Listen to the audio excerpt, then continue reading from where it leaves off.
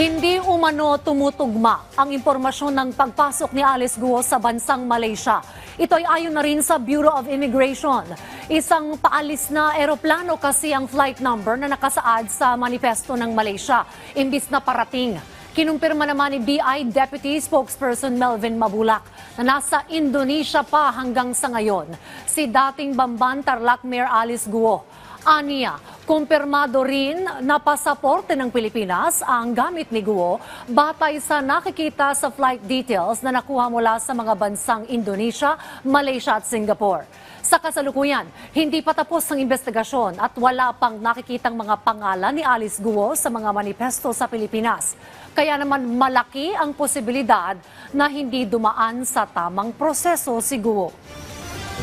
So far sa atin pong nakikita sa record, wala tayong nakikita na may kasama doon na immigration.